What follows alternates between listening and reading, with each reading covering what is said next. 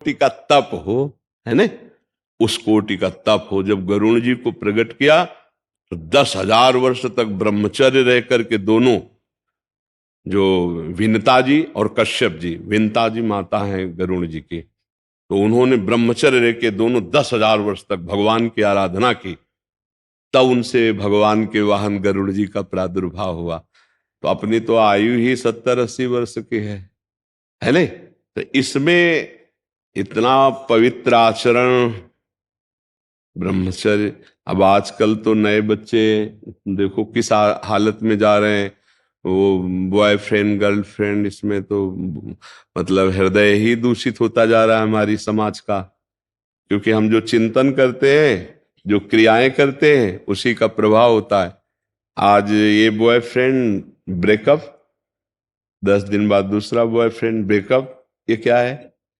ये हमारे समाज में कितनी बड़ी गंदी बात फैल रही, जिसे लोग समझ नहीं रहे कि इससे हमारे गृहस्थ धर्म का नाश हो जाएगा। मतलब जो हमारा पूर्व भारत का गृहस्थ धर्म है, ये सब नष्ट हो जाएगा। पति पत्नी में प्रेम नहीं रहेगा, संतान जो है वो संस्कारी नहीं प्रकट होंगे, क्योंकि माता पिता संस्कारहीन हो रहे। आज यहाँ कल वहां वृत्ति, तो फिर वो संस्कार कहाँ रह गए?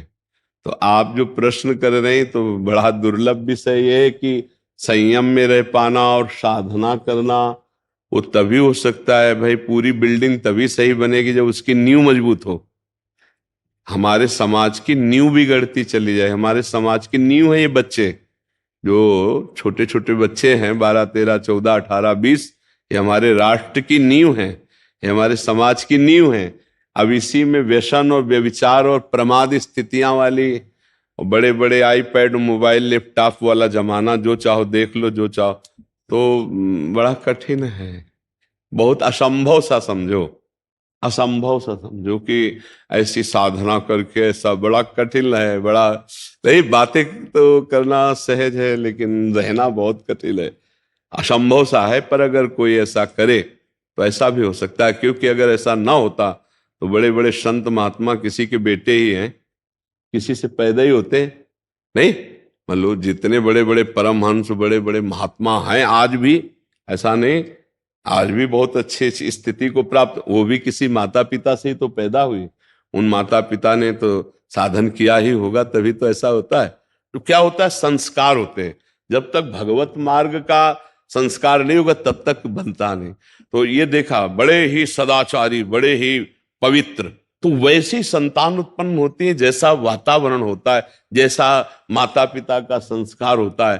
तो अगर ऐसा किया जाए कि बाल्यावस्था से सुधार होना चाहिए, क्योंकि पवित्रता, शरीर की, चरित्र की पवित्रता अत्यंत आवश्यक है संतान उन्नतशील होने के लिए। बच्चे बुद्धिमान बहुत हैं आज, लेकिन विवेकी नहीं है, विवेकहीन है। कितना पढ़े लिखे माता पिता से असभ्य बर्ताव करते हैं, विवेक नहीं है। विद्या विनयम ददाति, पढ़ा लिखा तो ऐसे नम्र होता है वो माता पिता। तो आप अपना देखिए, हम अपना देखेंगे, हमारी जिंदगी है। अब हमारी जिंदगी को आप कैसे अपने अंडर में ले सकते हैं? बच्चियां बच्चे ऐसे उत्तर दे देते हैं, माता पिता चुप।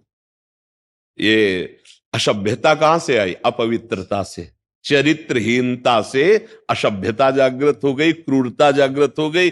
यहां तक हो गया बूढ़े बूढ़े माता पिता को घर से निकाल दिया गया। जब पूरा जीवन खिलाया पिलाया, पढ़ाया लिखाया, नौकरी करवाई, सब व्यवस्था हो गई, अब वो माता पिता गली गली भटके, ऐसी स्थिति। तो बड़ा मुश्किल है कि ऐसे कलिकाल में संयम से रह करके संतान के लिए ऐसा अनुष्ठान कोई करे। तो हम कहते हैं कि जो 10,000 वर्ष में वो प्राप्त कर लेते थे, वो 10 वर्ष में आप प्राप्त कर सकते हैं, क्योंकि कलयुगी प्राणी।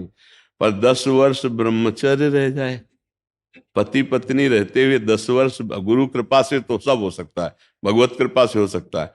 अपने यहाँ ऐसे दंपत्ति 20 होंगे जो नई जवान अवस्था है, गृहस्थी में, वो ब्रह्मचर्य से हैं, और एक तरह से सन्यासी समझो, यही वृंदावन वास कर रहे हैं, नए नौजवान। पर उन लोगों का लक्ष्य अब केवल भगवत प्राप्ति है, तभी वो ब्रह्मचर्य रह पा रहे हैं।